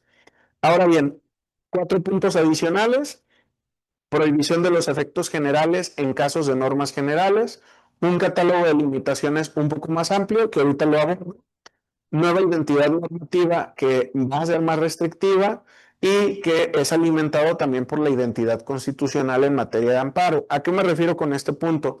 No debemos de pasar de vista que la propia reforma judicial hizo modificaciones en este tipo de ámbitos. La reforma judicial y reformas posteriores modificaron algunos aspectos en el ámbito de, por ejemplo, los efectos generales en amparo contra normas. Vino una modificación al 19 constitucional en materia de prisión preventiva oficiosa para que no se pueda inaplicar. Entonces, ¿esto qué genera? La ley de amparo nosotros la tenemos que analizar a la luz de disposiciones constitucionales. Entonces, es una norma más restrictiva en materia de amparo porque también hay normas más restrictivas en materia constitucional. Eso hay que considerarlo. Y finalmente, prohibición de inaplicación de la prisión preventiva oficiosa por medio de amparo y suspensión. Específicamente, eh, no sé si sea por todos conocido, porque posiblemente no todos seamos penalistas, pero le voy a resumir muy breve este capítulo. Sentencia de la Corte Interamericana de Derechos Humanos en materia de prisión preventiva a la luz del sistema penal anterior. Derivado de eso, hay todo un revuelo, digamos, mediático, pero en el ámbito jurídico, porque algunos jueces dicen, oye, pues hay que empezar a inaplicarla, porque la realidad de las cosas es que durante muchos años no era un tema de interés. Pero bueno, muchos órganos jurisdiccionales empezaron a inaplicarla. Luego vino una segunda resolución de la Corte Interamericana que esta sí iba enfocada precisamente a este tema. Y entonces lo que termina ocurriendo es que se empiezan a generar diferentes criterios. Unos tribunales dicen, oye, hay que inaplicarla desde el juez de control. Otros dicen, bueno, si el juez de control no la aplicó, yo en amparo, a través de la suspensión, te la puedo conceder con efectos restitutorios para inaplicar esa prisión preventiva oficiosa. Y entonces, recordarán que en el 2021 se da esta modificación en donde se crean los plenos regionales de circuito, se crea un pleno norte, un pleno sur en el ámbito penal y de trabajo, y bajo esas condiciones se emite una jurisprudencia en el norte y otra en el sur. Los del norte sí promueven un amparo en contra de la imposición de prisión preventiva oficiosa, les conceden la suspensión para efectos de que ésta se inaplique por parte del juez y tenga que analizar el régimen cautelar de forma distinta. Pero si es el sur, no se puede inaplicar. 18 estados la inaplican, 14 estados en el sur la aplican y no la inaplican. Entonces, eso es lo que ocurre hoy en día. Con esta modificación al 166, buscó eliminarse eso. Habrá que ver. Hasta ahorita no he visto que el Pleno Regional Centro Norte se haya pronunciado sobre esta disposición. Habrá que ver qué dicen ahora. Pero seguramente muchos jueces dejarán de inaplicarla a raíz de esa modificación al 166 de la Ley de Amparo. Y bueno, entonces la parte de las limitaciones ya la abordé, pero vienen las nuevas limitaciones que se agregan. Una limitación muy controversial que trae, digamos, dedicatoria hacia cierto sector en específico y que probablemente sea de mucho interés para el foro, es esta, en materia de operaciones con recursos de procedencia ilícita. Sabemos que hoy en día la unidad de inteligencia financiera tiene una práctica muy desarrollada a partir de la cual genera congelamientos de cuentas bancarias, inmovilización de activos financieros o la denominación que le queramos dar a esta práctica. Si nos remontamos un poco más a detalle a este tema, en su momento hubo un criterio, una resolución que se emite por la Suprema Corte de Justicia de la Nación, un caso muy controversial en donde bajo la ponencia del exministro Medina Mora se dice que el único congelamiento que podía ser más o menos constitucional por parte de la Unidad de Inteligencia Financiera tendría que haber sido en los casos en donde hay una petición expresa por parte de un gobierno extranjero. Y entonces, esto lo que generó, pues es que muchas personas que de pronto se veían afectadas por estos actos de la UIF, podían promover solicitar la suspensión y les daban la suspensión con efectos restitutorios para que precisamente se generara el descongelamiento o el desbloqueo de las cuentas y éstas pudieran continuar funcionando. Pero ¿qué es lo que ocurre? Ahora se agrega una limitación, artículo 129 de la Ley de Amparo, que tiene un catálogo de limitaciones, incorpora una limitación. Y fíjense lo que dice, decir lo que señala, luego lo explicamos de manera general. Se permite la comisión o continuación de actos, operaciones o servicios que puedan favorecer, prestar ayuda, auxilio o cooperación de manera efectiva en ORPI. ORPI es la abreviación de operaciones con recursos de procedencia ilícita. O se permite la comisión o continuación de actos, operaciones o servicios, perdón, se permite la comisión o continuación de actos de conductas ilícitas relacionadas que pudieran dañar al sistema financiero en los términos de las leyes vigentes. Entonces, no se podrá conceder la suspensión cuando el juez de distrito nos diga que si nos concede la suspensión, estaría permitiendo comisión o continuación de el funcionamiento de elementos que comprenden operaciones con recursos de procedencia ilícita.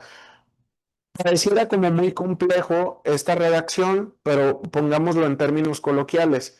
Si una persona tuvo una inmovilización de sus cuentas por un acto de la Unidad de Inteligencia Financiera, no procede la suspensión. Así de claro tendría que ser este párrafo. No lo redactaron así, pero así de claro es. Esa es la consecuencia. Si la inmovilización es de un juez penal también por un aspecto con estas características, no va a proceder. Solamente que la inmovilización tenga una fuente diversa. Pero por lo pronto nos pueden decir eso. Imagínense que alguien presenta una denuncia, no sé, robo. Digamos que de robo originariamente no entra dentro de este concepto. En el Código Penal Federal y en algunos códigos penales locales ya se incluyó el delito de operaciones con recursos de procedencia ilícita. Entonces, seguramente en esos casos habrá jueces que lleguen incluso a negar la suspensión aludiendo a esta misma fracción. Porque hay otra fracción muy parecida, mucho más general, que nos dice se permite la continuación de los efectos y de la comisión de conductas delictivas. Algo así más o menos dice la redacción. Esto es lo que quisieron dar a entender. Oye, pues es que si te doy la suspensión, pues continúa en funcionamiento los recursos que son de procedencia ilícita. Entonces, no podemos. Pero incluso más allá, prestar ayuda, auxilio o cooperación en el ámbito de ORPI. En todo eso, no podrá concederse la suspensión. Habrá que analizar cada caso, cómo es que se va dando esta situación. Ahora, viene, yo le puse creación de nuevas cuestiones incidentales en ORPI. Naturalmente, cuando uno promueve la suspensión, pues uno solicita la suspensión y tenemos el 128 que ahorita analizamos, en donde nos dice cuáles son los requisitos. Apariencia del buen derecho, peligro en la demora, con los nuevos componentes, la ponderación de que no cause una afectación a la colectividad, entre otros aspectos. Y digamos que eso en términos generales sería lo que se analizaría.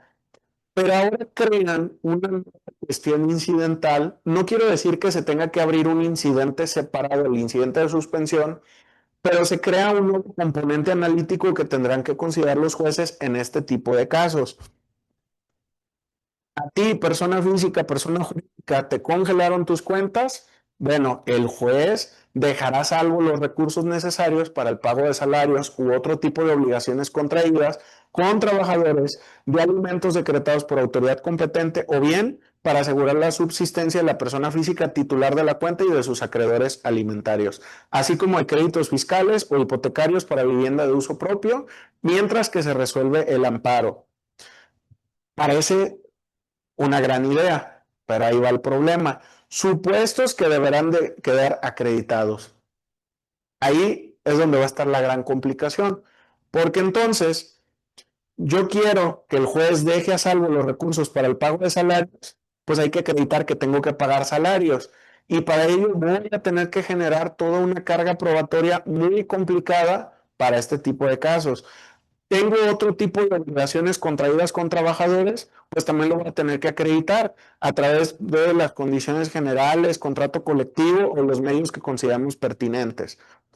Hay alimentos decretados por autoridad competente, pues hay que exhibir a lo mejor esas resoluciones que fueron notificadas, y habrá que ofrecer los demás medios de prueba que consideramos convenientes para ese punto. Quiero establecer que hay un deber de subsistencia del titular de la cuenta y de sus acreedores, pues hay que acreditarlo, que tengo acreedores alimentarios, que yo soy el titular de la cuenta, que lo que hay en esa cuenta lo necesito para subsistir, y hasta que no acredite todo eso, no me podrán dar la suspensión. Es más, esto ya no lo puse en la redacción de esta lámina o de esta diapositiva, pero dice la nueva la reforma a la ley de amparo, en estas nuevas disposiciones dice, no podrá concederse la suspensión provisional. Esto tendrá que ser análisis de la audiencia incidental y que nos concedan o que nos nieguen la definitiva. y ahí se genera todavía un mayor problema. Para quienes de pronto nos toca mucho el litigio, de pronto nos ha tocado muchas situaciones en donde promuevo la demanda y a lo mejor la provisional no me la dan. Pero por el criterio del juzgado del colegiado ya sé qué es lo que quieren como criterio personal para que me concedan eventualmente la suspensión. Y entonces tengo la posibilidad durante el incidente de hacerme de los elementos que considere para fortalecer mi caso y que me concedan la suspensión definitiva. Acá ya no voy a poder hacer eso porque de entrada la provisional no me va a poder conceder en este tipo de casos y la definitiva, pues mi oportunidad será en todo caso presentar el recurso de revisión o a lo mejor un incidente que pueda yo justificar a la luz de nuevos elementos. Pero por lo pronto ahí se genera la complicación. Pero una complicación adicional, además deberá acreditarse la licitud de los recursos contenidos en dichas cuentas. Entonces, esto puede generar dos interpretaciones. La primera es que esa licitud de los recursos contenidos en dichas cuentas juega por separado de lo demás que yo puse en este párrafo.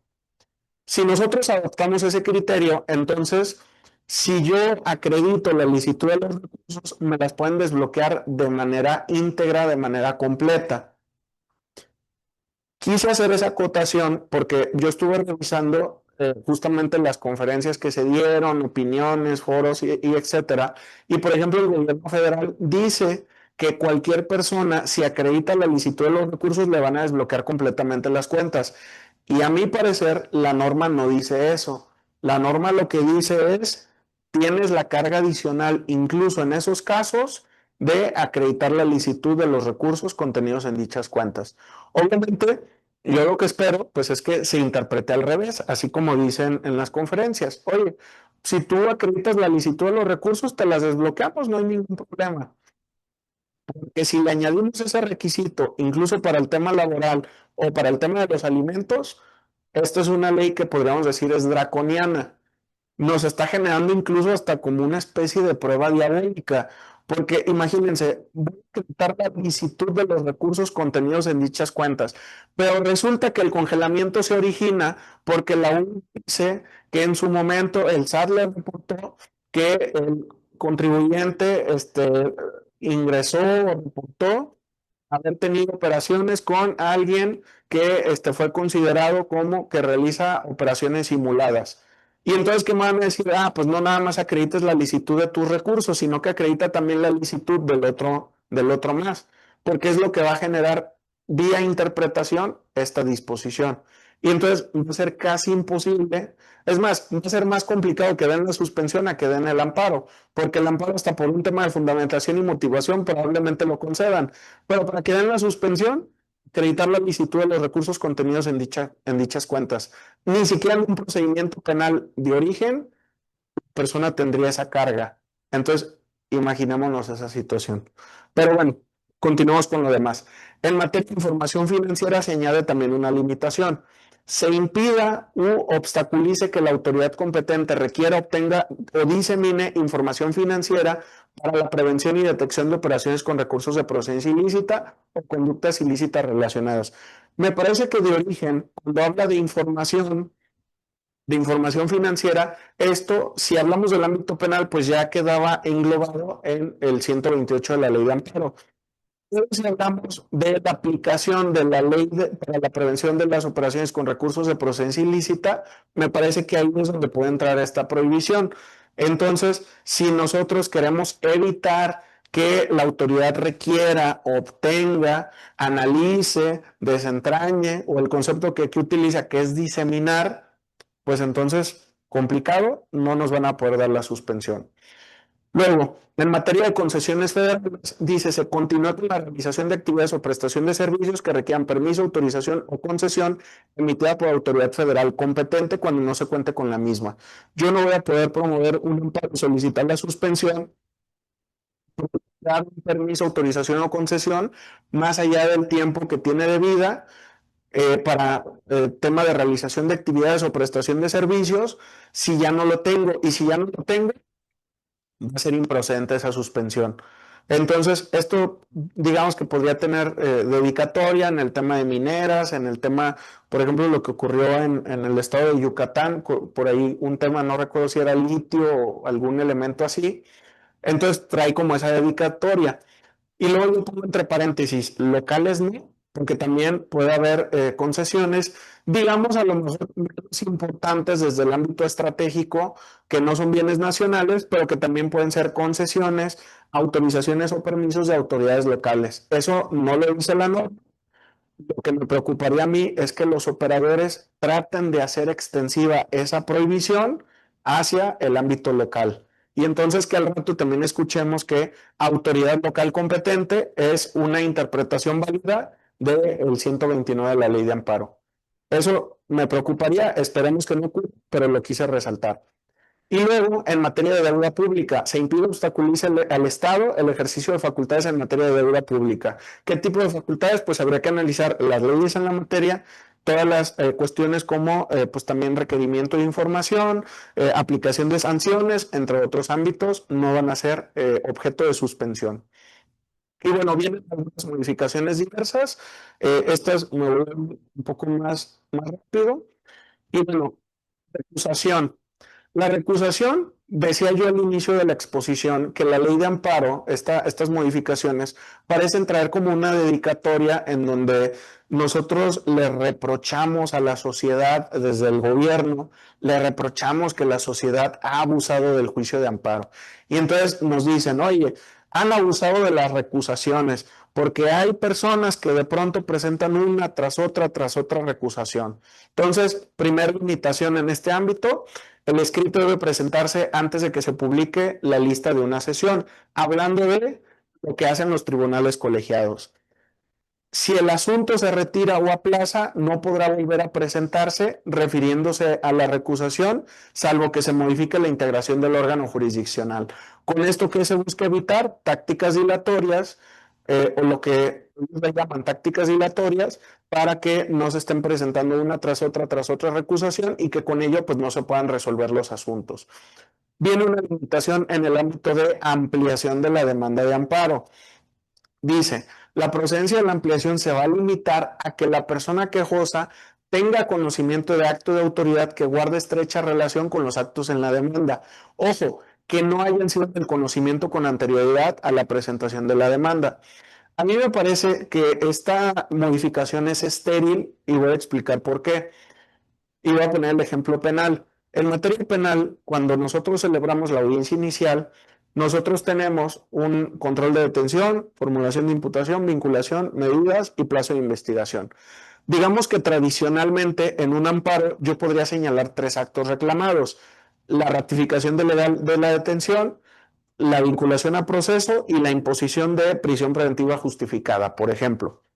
Ahora, no es lo mismo hacer una demanda de amparo de un acto reclamado a hacer una demanda de amparo de tres actos reclamados.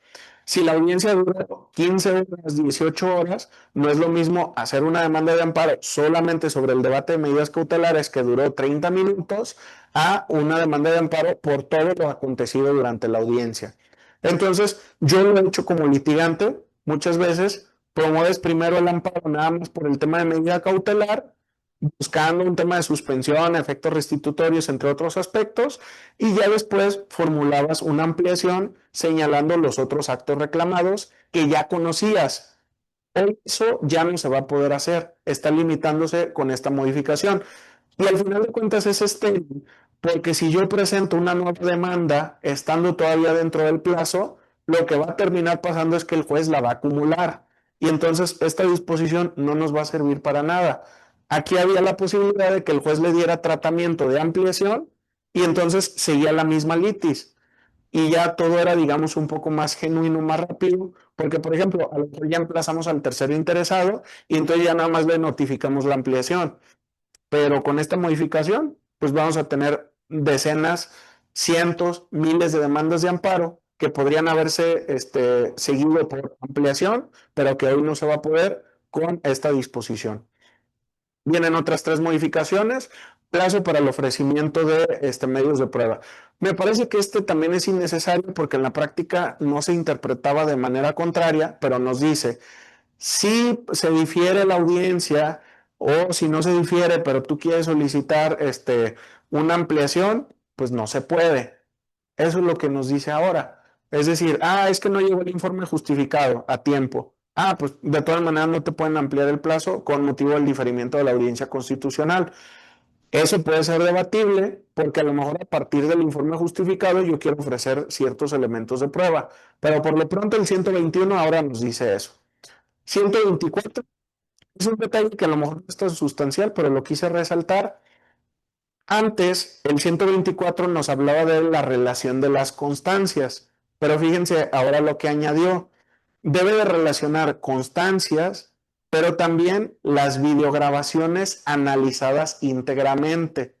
Habrá que ver cómo se hace, si nada más le van a poner, oye, se analizó la videograbación de la audiencia inicial que se analizó íntegramente, o si se abunda un poco más. Y tercero, plazo para emitir resolución. Este es uno de los aspectos que también generaron cierta controversia porque originalmente la propuesta era 60 días. El legislativo hizo la modificación y terminó dejando el plazo de 90 días. Una vez celebrada la audiencia constitucional, el órgano tiene 90 días para emitir la resolución.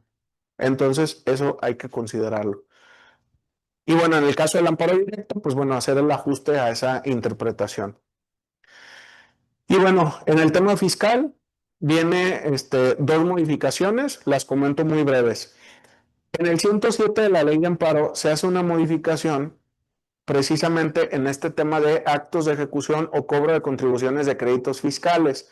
Dice, solo podrá promoverse el amparo hasta el momento de la publicación de la convocatoria de remate, caso en el cual se harán valer las violaciones de todo el procedimiento. Las normas generales aplicadas solo podrán reclamarse en el amparo promovido contra la resolución referida. Esto hay que analizarlo a la luz de las modificaciones que se hicieron al Código Fiscal de la Federación y a la Ley Orgánica del Tribunal Federal de Justicia Administrativa. Se eliminó la procedencia en el recurso de revocación contra actos administrativos que el contribuyente manifestara desconocer y se eliminó la procedencia de la revocación contra actos administrativos que exigieran el pago de créditos fiscales determinados en resoluciones liquidatorias y actos administrativos que resolvieran sobre solicitudes de prescripción de créditos fiscales determinados en resoluciones liquidatorias que hubieran sido impugnados y quedaran firmes. Y lo mismo se hizo en la Ley Orgánica del Tribunal Federal de Justicia Administrativa en su artículo tercero, fracción segunda. ¿Con esto qué se genera? Pues digamos que se limita severamente toda la cadena recursiva que podía existir en este tipo de casos y también este es otro de los puntos en donde mucho se hablaba de un aparente abuso que imposibilitaba al Servicio de Administración Tributaria de pues hacer todos estos cobros en este tipo de situaciones. Entonces, pues prácticamente estas serían las modificaciones en términos generales. Dice, el beneficio a la sociedad, el gobierno lo llama interés nacional y con ello salvaguardan sus intereses y no los de la sociedad, ejemplo Tren Maya. Me parece muy significativo este comentario y vamos analizando esta situación. Justo yo mencionaba que en este capítulo de la suspensión, lo que termina ocurriendo con este tipo de conceptos indeterminados es que al final de cuentas el orden público y el interés social es aquello que yo quiero que sea a medida que lo argumente.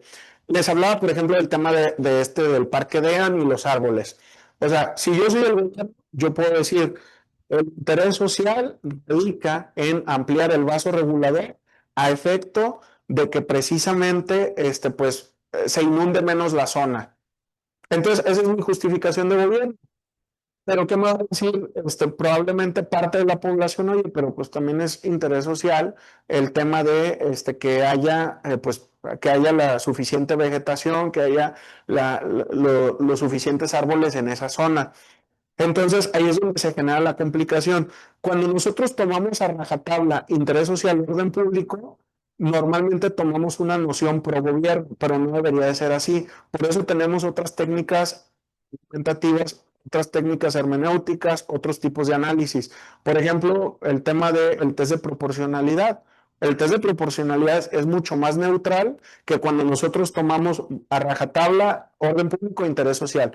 Y como bien lo mencionaba el comentario, si nosotros tomamos como premisa una el Tren Maya genera un beneficio social, pues algunos van a decir que sí, sí, genera un beneficio social, inversiones, turista, etcétera. El Tren Maya genera una afectación al interés social, sí, genera afectaciones al ámbito ambiental, que también están acreditadas. Entonces, si nosotros tomamos ese parámetro, naturalmente vamos a beneficiar la interpretación pro gobierno y la interpretación pro gobernado. Entonces, ese sería mi comentario. Dice, ¿cuál es la intención de cerrar la puerta al amparo en materia fiscal? Naturalmente, yo iba a ver en varias conferencias a escuchar a varios comentaristas pro gobierno o también que digamos no son pro gobierno.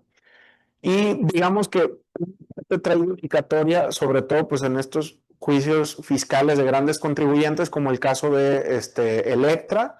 Entonces, pues es como uno de los casos en donde buscan que estos amparos no vuelvan eterno la posibilidad de que el Servicio de Administración Tributaria cobre esos créditos fiscales. Dice, si presenté recurso de revocación antes de reforma desconociendo el acto y el día de hoy no se ha resuelto, ¿me lo desecharán con motivo de la reforma que hoy ya está vigente? Gran pregunta. Hay un transitorio que habla de una aplicación retroactiva escalonada. ¿Qué dice ese transitorio? Dependiendo de la etapa procesal en la que te encuentres, deberá ser materia de análisis o no. Yo considero que en el caso que justamente mencionas, no debería de aplicarse retroactivamente porque la admisión ya la superaste. Entonces, si ya se superó esa parte, ya no podría, digamos, desdecirse frente a lo que ocurra después. Caso contrario, si no habláramos del recurso de revocación y hablábamos, por ejemplo, de la suspensión en materia de amparo, yo diría, el hecho de que ya te hayan resuelto la suspensión provisional no te exenta de que para la suspensión definitiva te apliquen la nueva redacción del artículo 128. Yo considero que en ese caso no aplicaría y si lo llegaran a aplicar, yo argumentaría que está habiendo una aplicación retroactiva en contra de lo que dice el transitorio. Ese, trae la mano, ¿cuál es el tercero en específico? No sé si el tercero se refiere precisamente al tema de las autoridades, porque si no me equivoco, el primero debe de ser entra en vigor el día siguiente de su publicación. Seguramente el segundo transitorio debería de ser el que hablábamos de la aplicación retroactiva, y no sé si el tercero sea el que habla de la emisión de los acuerdos generales. Si no me equivoco, debe de ser ese. Por ahí hay una aplicación escalonada en la que nos dice, primero se tiene que emitir el acuerdo general. Cuando se emite el acuerdo general, se tienen que realizar pues, todo un periodo de implementación para la obtención de firmas electrónicas y después un periodo de implementación para efectos de que ya entre en vigor. Si no me equivoco, debe de ser ese del que estamos hablando.